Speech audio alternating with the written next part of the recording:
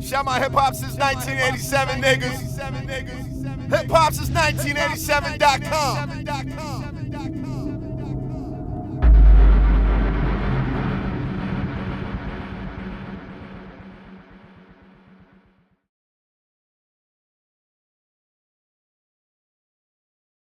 Now, do you look back and think that I could have sold more copies autographed, or I should have sold them at maybe a higher price? Because, you know, a lot of independent artists, a lot of artists that signed are saying, wow, he really cashed out off his mixtape. Like, wow, like, you know, you got a lot of people excited. The buzz is in the air now. Everybody is excited. Like, yo, I can possibly do this. Like, I could do it for $10. I could do it for $50. I could do it for $500. Like, did you think back, like, man, instead of limiting myself at $1,000, I should have did $10,000, or instead of limited at $100 price, maybe $150. You know, I'm a hustler, so that thought crossed my mind. But at the same time, it was more about keeping my word. Okay. You know, we could exploit it, but I wanted to make sure I stood on what I said. But at the same time, we got more orders than we had units, just offline. You know what I'm saying? The first day we opened up the pop-up shop, we sold out. But it was people that ordered online as soon as I put the website up, you know, so I had to fill them orders. So what I did was the first 1,000, that's the Proud2Pay first 1,000. And those first 1,000 people, for the rest of my career, I'm gonna get them priority. I'm gonna get them exclusives. I'm gonna play my album for them first. Okay. They gonna hear my single first.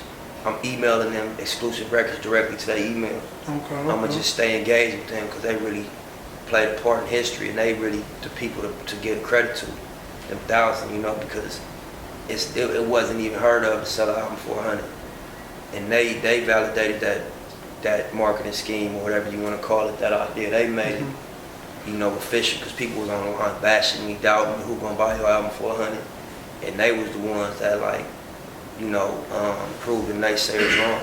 So I'm gonna do stuff like sending my old rap notebooks framed up from when I was 15 writing raps. You know what I mean? I'm gonna send one, like, say number 315 out of the first 1,000, or number 280 gonna get like a framed picture of me and my, you know, at the first concert we did at the House of Blues on Sunset, and I'm gonna sign it. I'm gonna make a big 18 by 20 frame picture and send it to their house without them even expecting it.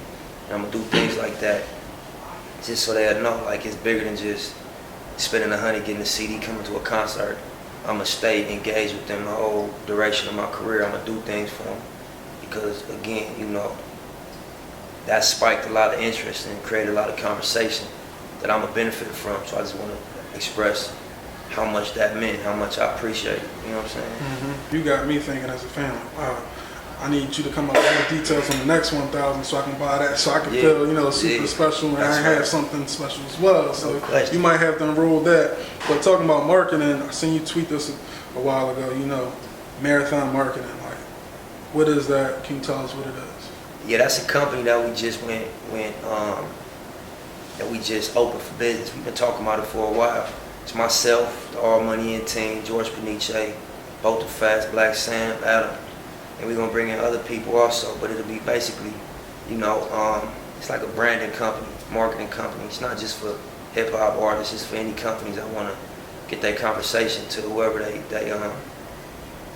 potential consumer is. You know, I think that we understand it to the point now of we know how to deliver the conversation, whatever it is, you know, whatever the message that your product or your brand want to get across.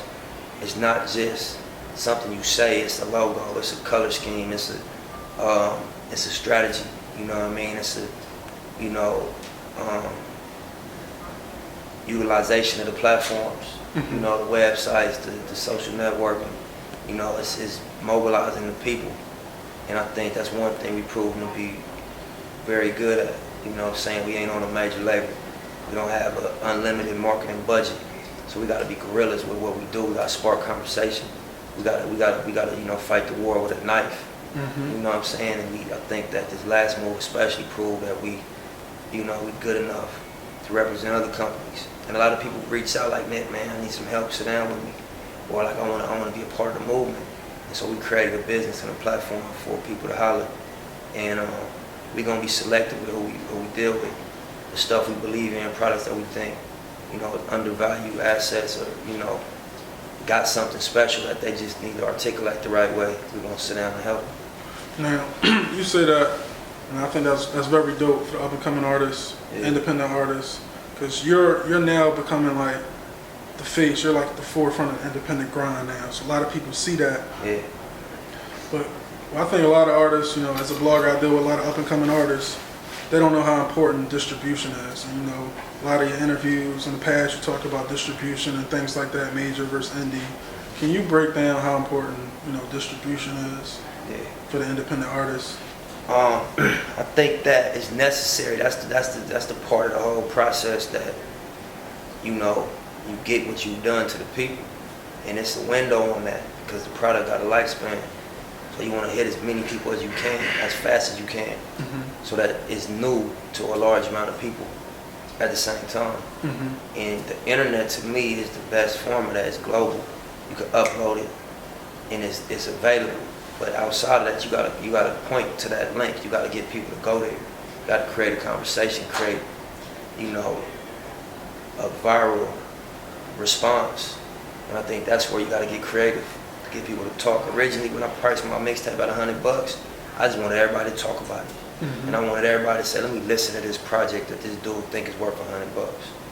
Selling the records was secondary, because we gonna make money off touring, off merchandise, and off just hustling, being hot, being in the conversation. But I wanted everybody to be like, "Did you hear about the $100 album?" And I think that it worked. It would definitely work. Definitely work. And on top of that, the added incentive was that, it was a nice little situation financially. 100,000 in the scheme of things ain't no life-changing money. Especially in LA, you can't buy a house for 100 racks.